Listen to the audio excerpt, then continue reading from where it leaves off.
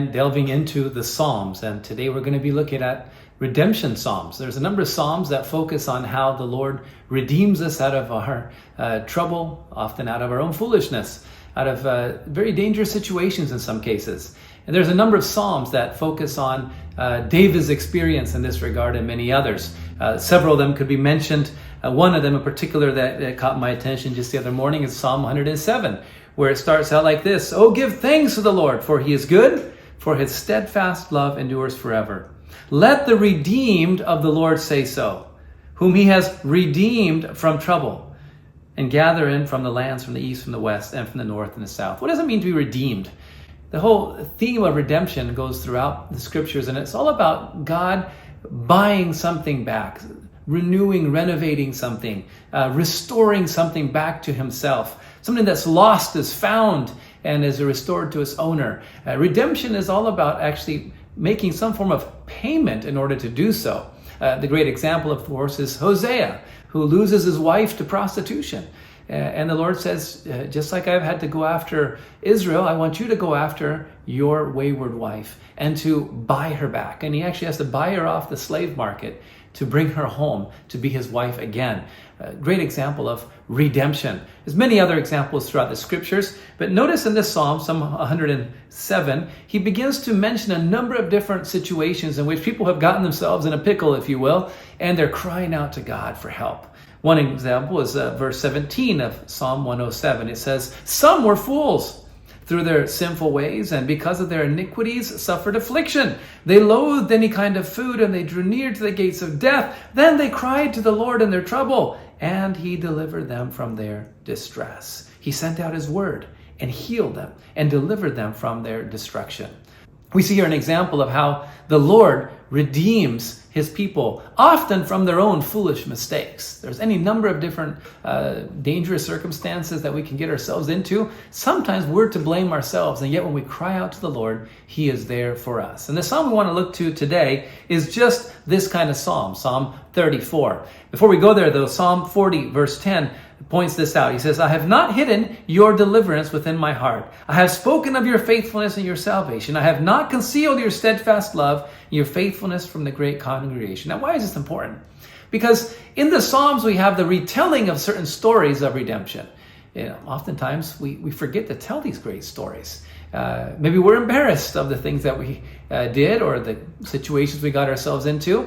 But the psalmist, David, says, it's important to tell these stories. And he tells just such a story in Psalm 34. Look at Psalm 34, if you will, and we're going to read those first few verses. He starts out by saying, "I will bless the Lord at all times. His praise shall continually be in my mouth. My soul makes its boast in the Lord. Let the humble hear and be glad. Oh, magnify the Lord with me, and let us exalt his name together. I sought the Lord, and he answered me and delivered me from all my fears. Those who look at him are radiant, and their faces shall never be ashamed. This poor man cried, and the Lord heard him and saved him out of all his troubles. The angel of the Lord encamps around those who fear him and delivers them. Oh, taste and see that the Lord is good. Blessed is the man who takes refuge in him. Oh, fear the Lord, you his saints, for those who fear him have no lack. The young lions suffer want and hunger, but those who seek the Lord lack no good thing." What do we see here? We see him just thanking God for his deliverance. And if we look at the beginning of the Psalms, it gives us just a short note explaining when and why David wrote this psalm. Some psalms have this, and this one includes one, and it's an important one. It says this psalm is of David when he changed his behavior before Abimelech, which was the king of Achish, so that he drove him out, and he went away. Now, what happened here? What's the situation? Well, if we go back to 1 Psalm chapter 21, we read about this very scenario. Here we read the story of David, who at this time has already actually become famous by killing Goliath. And he was so famous, in fact, that the king Saul married him off to his own daughter and then put him in charge of his own armies. And the problem, though, is he became too successful for his own good. And soon Saul was just green with jealousy and wanting to kill him. And he tried several times to destroy him. And finally, he sends men into David's room to kill him in his sleep. Now, David hears about this from Saul's own son, Jonathan, who wants to spare his life. And David is on the run. Now, where does he go? He starts off well. He goes straight to the tabernacle. He goes to the priest. But he doesn't say what's really happening. In fact, he kind of begins to fib. And he says, we're sent out by the king to do a special mission. And this is why I came. I don't have food. I don't have weapons. Can you help me out? Well, the priest knows David. He respects David. And he knows he's a man of God. He's fought the Lord's battle. And so he says to David, okay, well, we've got some bread here from the presence of the Lord. And David says, well, do you have a sword? He says, well, I've got the sword that you brought us. What sword is that? Well, the sword of Goliath. Remember, David had killed Goliath and then taken his sword and chopped his head off with it.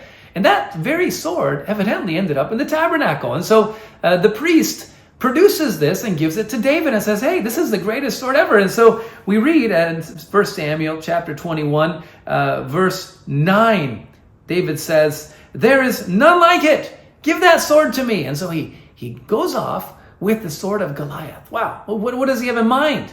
Well, David is petrified.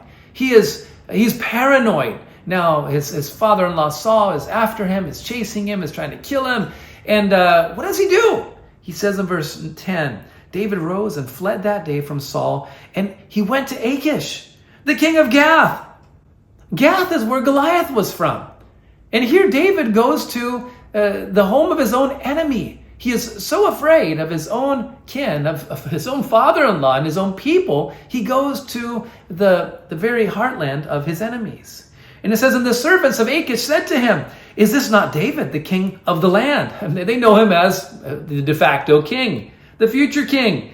Did they not sing to one another of him in dances? Saul has struck down his thousands and David his 10,000s. And David took these words to heart and was much afraid of Achish, the king of Gath.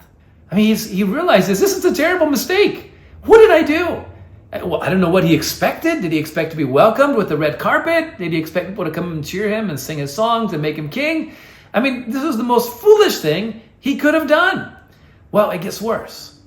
So then it says he changed his behavior. And this is what the psalm was talking about. The day that David was in Achish and he changed his behavior. What is he talking about? He changed his behavior before them and pretended to be insane in their hands. And he made marks on the doors, scribbling on the gates, and he let his spittle run down his beard. This is pitiful.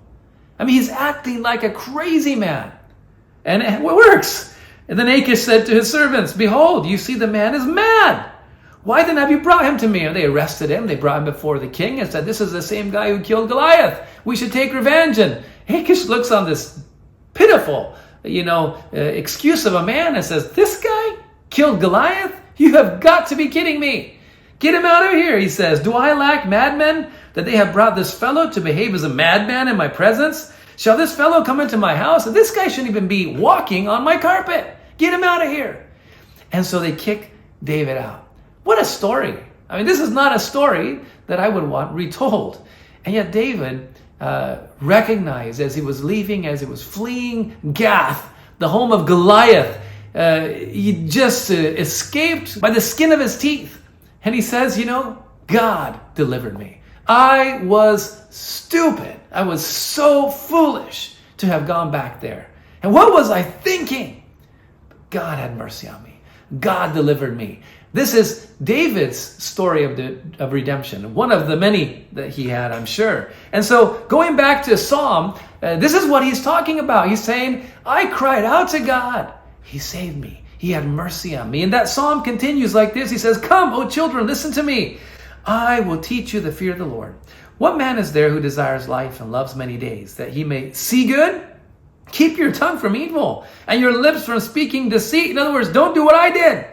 Turn away from evil and do good. Seek peace and pursue it.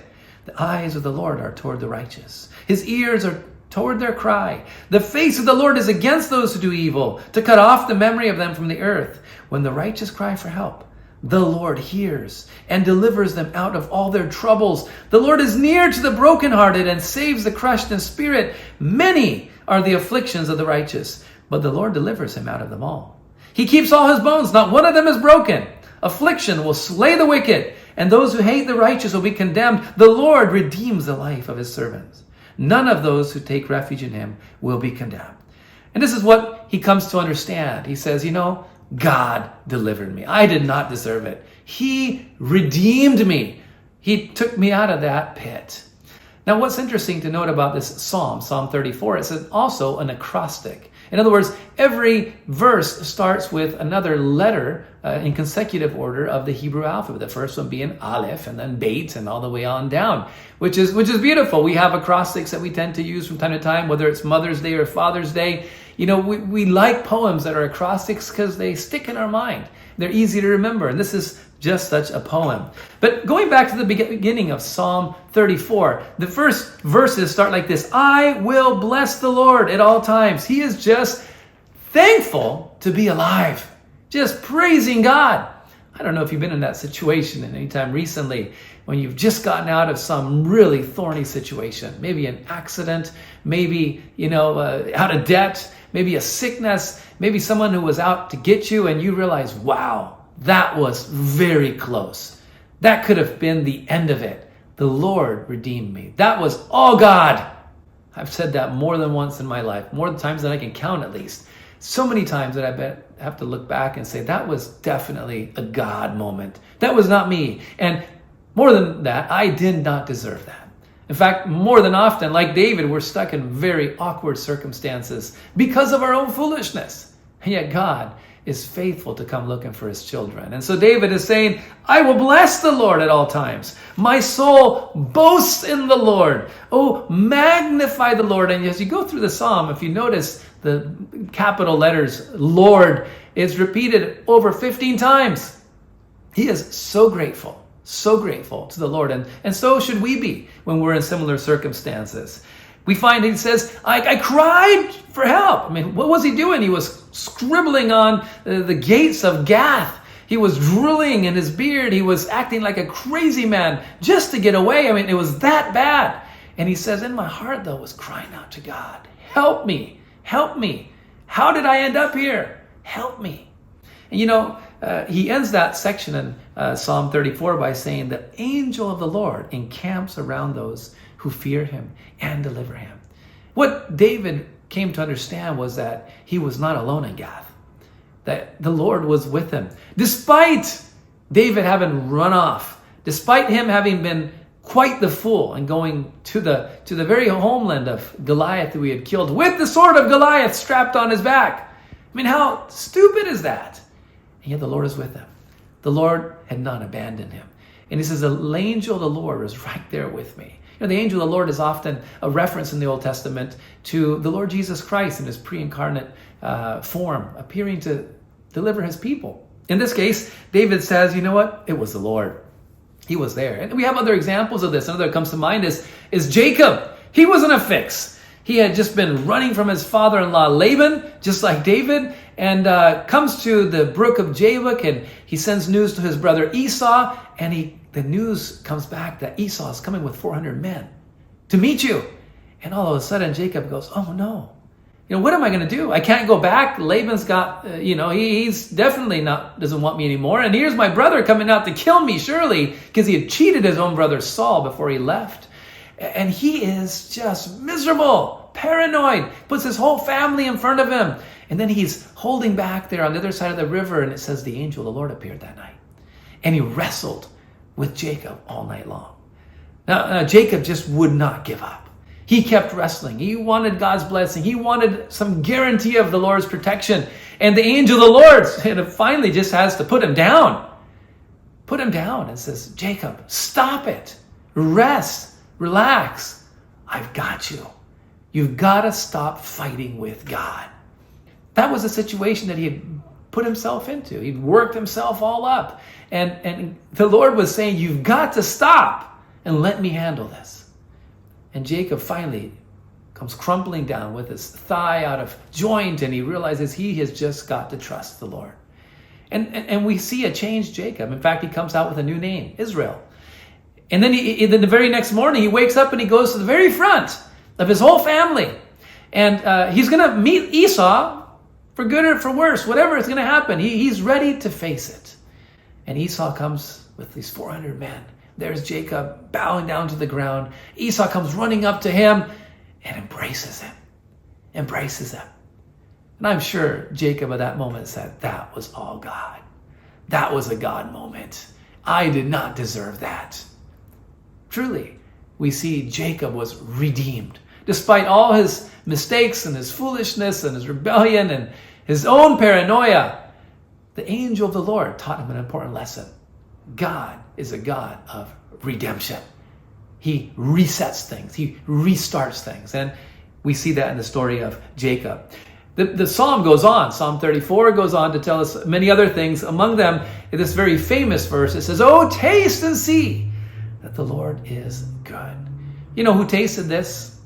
Jacob's son, Joseph, his favorite son. And yet he was the envy of his older brothers who decided to sell him off into slavery. Talk about a miserable life. After that, he finds himself in a second pit. This time he's been slandered and ends up in the dungeon of Pharaoh. What a miserable life. You know, thrown in a pit by his brother and then thrown in again by Potiphar. He thinks it's all over, and yet he keeps trusting in God. He keeps crying out to God. And suddenly one day they call his number and they say, "Joseph, Pharaoh's calling you. He needs someone to interpret his dream. Get up there, get shaved, get cleaned up." And he successfully interprets the dream and is made the second in command. And it's amazing. This story is like a Cinderella story. But there's something important here, and that's that Joseph had grown through this whole experience. So that a few months later, when his own brothers show up, begging for food, he's able to show them mercy. In fact, the day comes when he finally publicly says to them, "I am your brother who you sold into slavery." Now immediately they are petrified. Surely Joseph is going to want revenge for all the horrible things we did to him. And yet Joseph says, no, I'm not here to seek revenge. In fact, what you desired for evil, God turned into good. See, that's what someone who has tasted the goodness of God can say. That's what someone who is redeemed can say. You know, there's two people in the world. There's those who understand grace and those who have yet to understand it. And Joseph had understood grace. Despite being through horrible things, he'd come to understand that it was all God's grace. It was all God's redemption. And he was able to in turn to his brothers and forgive them. Forgive them. He had tasted and seen the goodness of the Lord, and it changed them. Now, back in Psalm 34, again, he says, you need to learn an important lesson in this regard, and it has to do with the fear of the Lord. What is the fear of the Lord? He says, "Let me teach you the fear of the Lord." In Psalm 34, he says, "Come, O children, listen to me. I will teach you the fear of the Lord. What man is there who desires life, who loves many days, that he may see good?" Anybody here who want to have a good life? Yeah, all of us. All of us, without exception, want to have a great life. And he says, it starts with fearing God.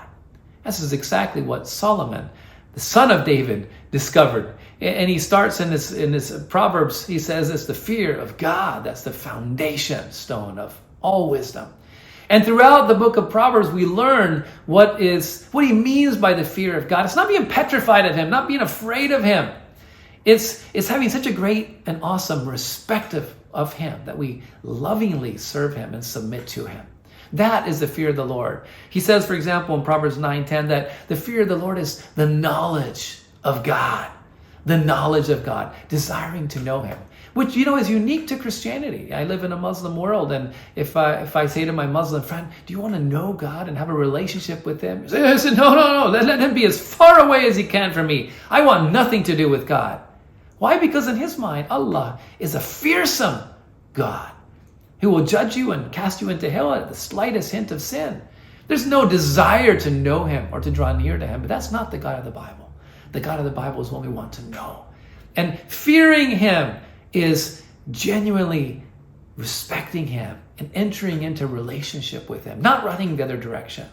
Proverbs further says in Proverbs 8:13 that the fear of the Lord is to hate evil, right? To love God is then to hate the things that he hates, to recognize and accept and bow to, submit ourselves to his values, to recognize he is right, and that what he declares to be right and righteous is the very best thing for us. The Proverbs go on to talk about how the fear of God is about humility. Humility, humbling ourselves before him. The fear of God is not about fearing man. It's about fearing God more. Caring more about what he thinks of us than what people are going to be speaking about us. And you know, these very same words are picked up in 1 Peter 3, 8 through 12, where he picks up these very same phrases and he quotes them. He says, if you want to have a good life, keep your tongue from evil and your lips from the speaking deceit. Turn away from evil. Do good. Seek peace. Pursue it. Why? Because the Lord is watching. Not only is he watching in the sense that he knows everything, but he wants to reward you if you're doing the right thing. Indeed, if you commit yourself to righteousness, you will live to enjoy its fruits. And that's the good life. The good life is living a righteous life, a good life, because it has the best kind of results. The world has it all backwards. I think if you could get by cheating more, by lying more, by stealing more, and messing around with women, then you're really going to have the good life. No, you're always going to be looking over your back. You will never be at peace. You will never have rest because you will always know that someone's out to get you. But when you do right by God, you know that his loving gaze is upon you and that he will help you to enter into his peace. Now the psalm goes on to talk about those who the Lord loves and those who the Lord will help, even in the worst circumstances. He says in verse 17, when the righteous cry for help, the Lord hears and delivers them out of their trouble. The Lord is near to the brokenhearted and he saves the crushed in spirit. That was David. And that's us many a time where we just are broken, where we're at a loss, where we recognize we have made a mess of things. And yet the Lord, he says, is near at that time. That is when he is closest to us. And there's one thing that God cannot resist, and that's a broken and contrite spirit, it says in Psalm 51. Another psalm is Psalm 73, which is a very interesting psalm because the psalmist there says, I was looking around at the world and it just seems like everybody who's doing awful things and wrong things and injustice and cheating and lying and stealing, they're getting away with it. It seems like everything's wonderful for them. And I began to think, why am I trying so hard to be good? Until I entered into God's presence and he showed me the end. Right now, it looks good. But in the end, those people will all be ashamed. They will all be ruined because of their poor choices today. It looks good for the moment, but it ends very poorly. And at the end of Psalm 73, verse 28, he says, you know what? It's good for me to be near to God. That's his conclusion. Just like Psalm 34, it's good for me to be near to God. There's times when we think it's just not paying off to be good. It's not paying off to pay my taxes or to be righteous or to speak the truth or to, everybody else seems to be getting away with it. Why don't I try it? Believe me, it doesn't pay in the end. It might seem like a nice, convenient thing to do, a shortcut for the moment, but it's not worth it. It's not worth it. He says, stay close to God. Do what's right. Honor him, and you will definitely never regret it. Now, the final verses are important. He says at the end, he says, many are the afflictions of the righteous. Now, why is this important? It would be easy to come away from a psalm like this and think, okay, if we just do what's good, if we cry out to God when we're in a difficult pickle situation, everything's going to work out. We're not going to have any real issues to speak of in the world. But David says, no. Many are the afflictions of the righteous. We all are going to face a sickness and sorrow and loss at one point or another. We're all going to be in difficult, challenging circumstances at one point or another. But here's the difference. He says, the Lord delivers them out of them all. He keeps all his bones. Not one of them is broken. Affliction, however, will slay the wicked. And those who hate the righteous will be condemned. That's the difference. You see, everyone faces affliction. Everyone faces challenges in life. Without exception, righteous or unrighteous. The difference is the righteous are not alone. They have the Lord by their side. They have righteousness on their side. And sooner or later, they are going to make it through. On the other hand, those who do not know the Lord, when affliction does catch up with them, and it does with all of us, they are utterly alone. In fact, the very definition of hell in the Bible is where we are abandoned, completely alone, forsaken by God. How sad. And that is the end of the unrighteous. And so he finishes his statement by saying, the Lord redeems the life of his servants, and none of those who seek refuge in him will be condemned. That's what we learn from David in this psalm. There are times in our life when we've just done very foolish things. We've ended up in horrible circumstances. But you know what? The good news is that God is the master of redemption. He loves to redeem and bring back. We might be broken. We might be ruined in the eyes of the world. And yet nothing is too broken for God. He loves to redeem his people.